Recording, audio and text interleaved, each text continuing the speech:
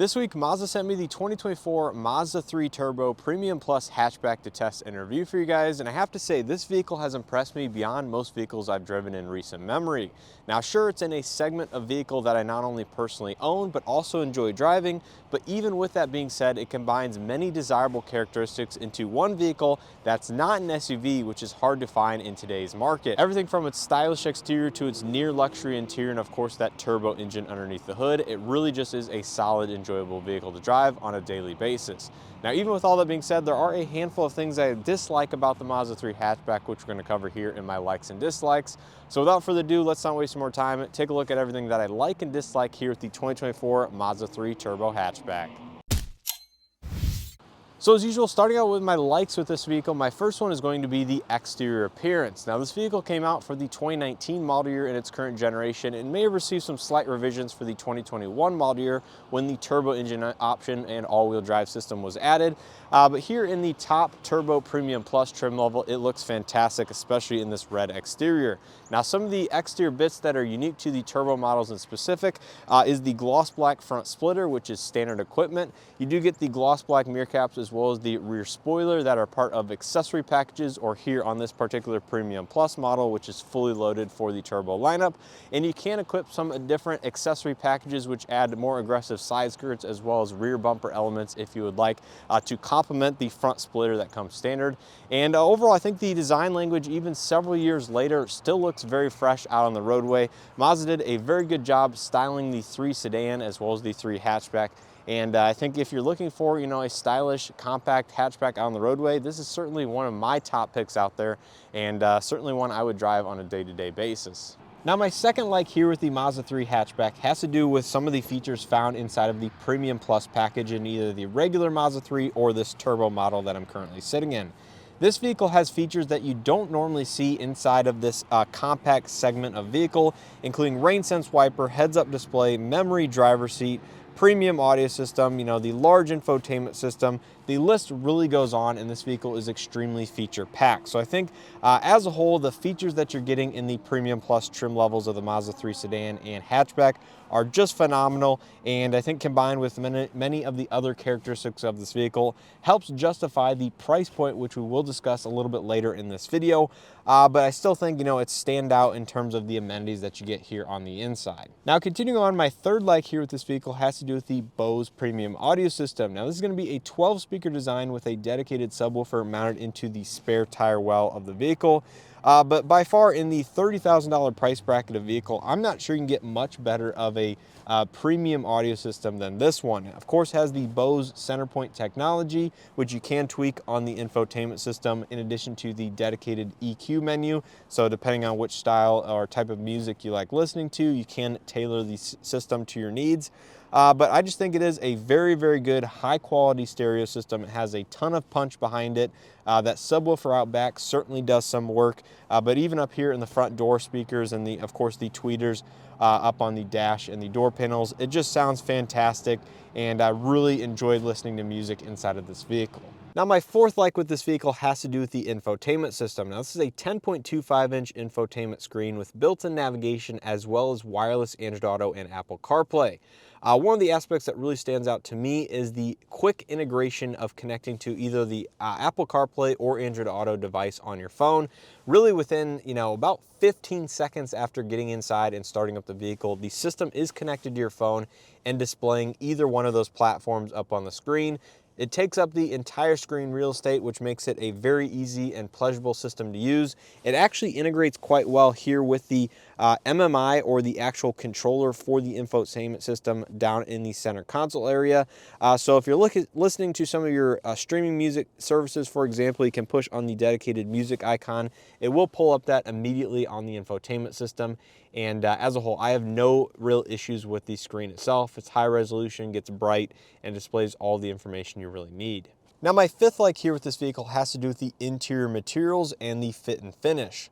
Now this vehicle, once again, is in the upper $30,000 price point, but the material usage inside the cabin really is near luxury in terms of quality.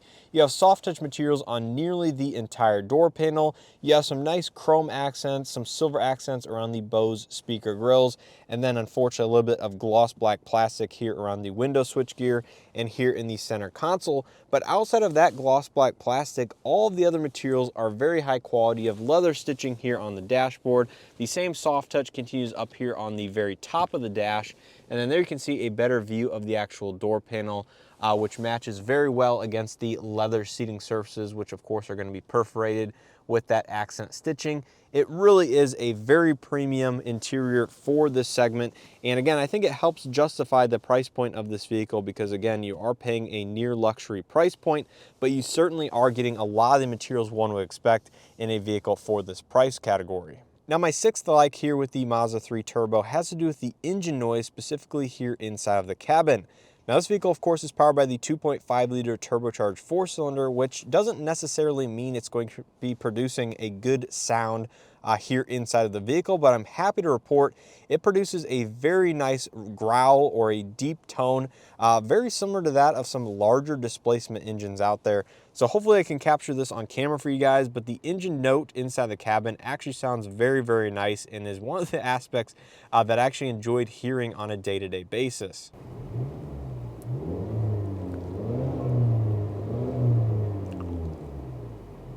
Now my seventh like with this vehicle has to do with the all-wheel drive system. Now unfortunately there's no button here inside of the cabin that I can push to make it a front-wheel drive or all-wheel drive system. It's all managed by the onboard computers, which means it is mostly going to be a full-time all-wheel drive system. But if you're looking for a vehicle, a hatchback that is not going to be an SUV, this is certainly going to be something to consider given it does offer that system as standard equipment with the turbo engine option. And I think when combined with the turbo and the amount of power that you're putting out, it should be able to manage most adverse conditions you can throw at it with relative ease. Of course, some of that has to do with what tire you put on the vehicle. But I think the all-wheel drive system for many shoppers out there is certainly going to be a plus, and it's certainly something I would enjoy if I own this vehicle over a longer period of time. So my eighth and final like with this vehicle has to do with the LED lighting setup, both on the outside as well as here on the interior. Now this one being a premium plus trim level adds the Mazda signature accent lighting as standard, which I believe has to do with the daytime running light or the running light signature for the headlights and taillights. Now anyways, this vehicle also comes standard with the LED projector headlights, which are going to be steering responsive or the adaptive type. So when you're going around a corner, of course, the beam will swivel in the direction you're turning to help illuminate the corner a little bit better. Now, I think the system works very well, like I experienced on the CX-50 I had last year. On this vehicle, it works extremely well. Of course, it comes standard with automatic headlights and auto high beam assist, which certainly aids in the overall output of the headlights. But I think when you combine the forward visibility with the signature lighting, it gives it a very unique design and helps enhance the premium aesthetic that Mazda is going for on this vehicle. And when you move on the interior, it does have backlit white LED buttons, which give the interior a very crisp, modern look. Although it would be nice to have some color selectable ambient interior lighting, again, for the upper $30,000 price point. That is something typically you'll find on some of the competition or other vehicles from other manufacturers. But as a whole, I think the LED lighting setup is very good in all aspects around this vehicle.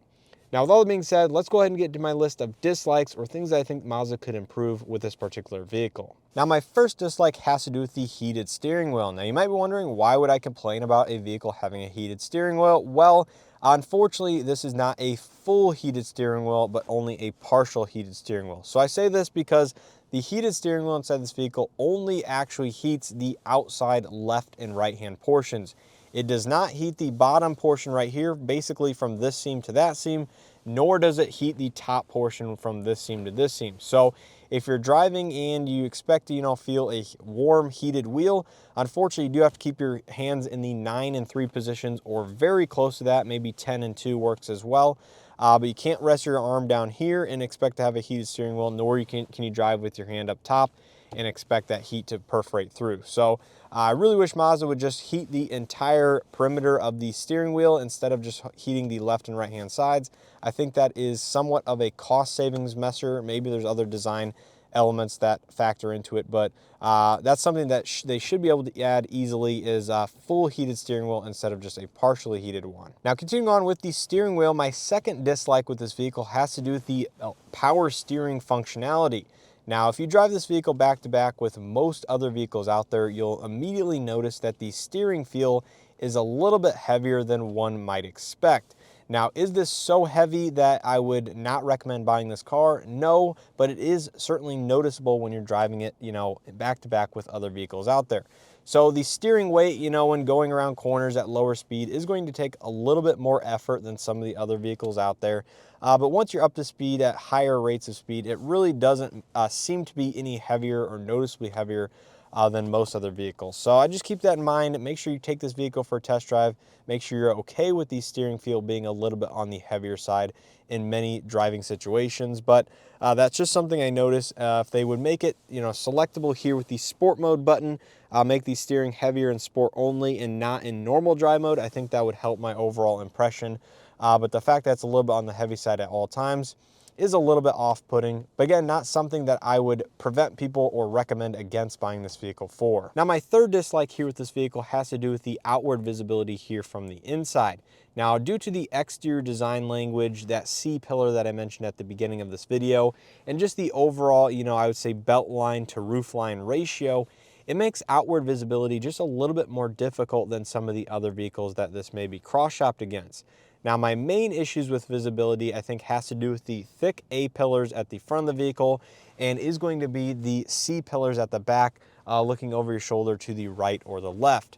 Now, luckily, this vehicle, of course, has the blind spot detection system on the mirrors, as well as integrates very well with the heads-up display, which eliminates a lot of the overall visibility issues. But I would say, if you like a lot of glass, a lot of easy visibility from inside the cabin, it may be something that you may really need to take this vehicle for a test drive and really experience for yourself to distinguish whether or not this is going to be a deal breaker for you. Personally, I would say it's actually not a deal breaker because the seat goes low enough that I really don't have any outward visibility on the side of the vehicle or the front. It's really just going to be towards the back with those C-pillars and maybe the slightly smaller rear hatch glass that makes seeing out just a tad harder than some of the other competition, including my personal vehicle. But again, something that you may want to just look at and pay attention to on a test drive to see if that is something that concerns you. Now, my fourth dislike here with the Mazda 3 hatch has to do with its cup holder location. Now, I believe this was a complaint of mine in the CX-50 as they were somewhat located in the similar area of the vehicle. But the cup holders are located in front of the shift knob, which is actually located centrally in the center console from left to right hand side, which makes accessing some of the cup holders, depending on your current gear shift position here in park in specific, a little bit more difficult than many other vehicles out there.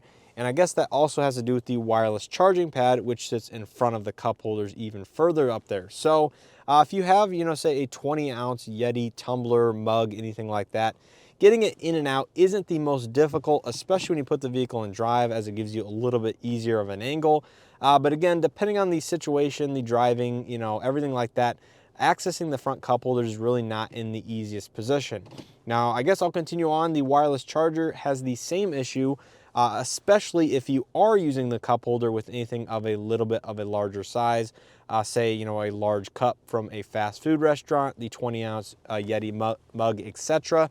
Accessing the wireless charging pad up there is going to be a little bit more on the challenging side. So I would say this section of the center console design is a little bit off-putting.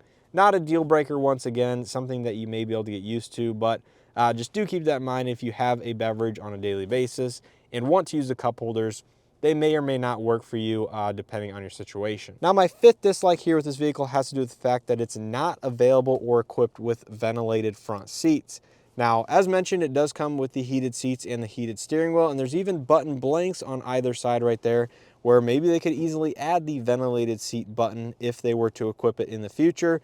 But as equipped for over $38,000, this vehicle does not include ventilated front seats, which personally I think this vehicle would benefit from greatly, given this is a leather seat, has the perforations, and is on the darker side, although there are going to be other color combinations available.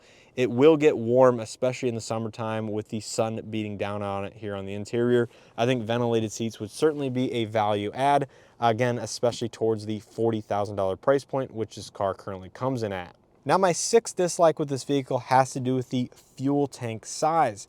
Now, this vehicle being an all-wheel drive turbo-equipped model is going to get the least fuel economy or be the least fuel efficient option in the Mazda 3 hatch lineup. Now you can see I'm at roughly a half a tank there. It says I have roughly 120 miles until empty. And if you do a little bit of math there, then you may understand my concern in that the fact that this vehicle is only equipped with about a 12.7 gallon fuel tank. That's even smaller than my personal vehicle by about half a gallon. And this vehicle does get slightly worse fuel economy. So if you're expecting to go longer distance on the highway or anything with this vehicle, you should expect to fill up around the 300 mile mark, if not just a little bit less on a full tank of gas. So I think that is a little bit of a drawback and a downfall. I would like to see something in the 14 to 15 gallon size for the fuel economy that this vehicle gets. Instead of having to fill up more frequently, it just would be nice to extend that out a little bit further, have a couple gallons more available, given this vehicle doesn't get the absolute best fuel economy out there. And I think people would appreciate that instead of having to fill up, under 300 miles after a full tank. Now, my seventh dislike with this vehicle has to do with the driver assistance technology, and I believe I did mention this in the CX-50 video as well. Now, this one being a fully loaded Premium Plus has all of the most advanced features that you'll get here with the Mazda 3 hatch in its current iteration.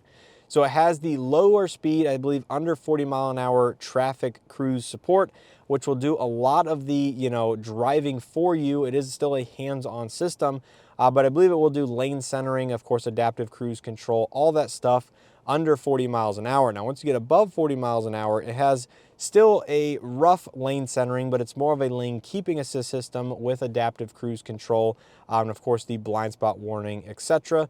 This vehicle also is equipped with front and rear parking sensors, with forward and rear braking support in a situation where it detects you might make actual contact with an object or an approaching vehicle with the rear cross traffic alert system. It does have braking for that as well.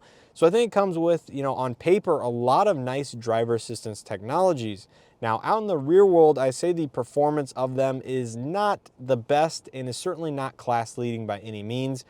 Is it the worst performing out there? Probably not, but I would like to see Mazda improve, some of the lane centering abilities a little bit. The adaptive cruise works fairly well, no issues with that. And front rear parking sensors seem to be a hit or miss item as well. They work most of the time. There's been a couple of times where I've gotten close to an object at low speeds where I would expect them to detect that object, but for some reason they are not. And I really haven't had any issues with the rear cross traffic alert system either, or had any instances where I've actually needed to activate it. So I would just say the driver assistance technology isn't class leading inside this vehicle. It has a lot of stuff on paper, but maybe they could improve it just a little bit further to enhance the performance and make it more competitive with other manufacturers out there. So with all that being said, my eighth and final dislike with the Mazda 3 Turbo hatchback boils down to the price point one is going to pay for this vehicle. Now, like I mentioned, the MSRP window sticker that the one I'm currently sitting in is just over $38,000. And yes, that includes everything that I've been mentioning in this video and a lot of additional features, but that is one hefty price tag for a compact hatchback. Now, to put this into perspective, the CX-30 in its highest trim level basically tops out at the exact same price point in the mid $38,000 price point that this particular vehicle does.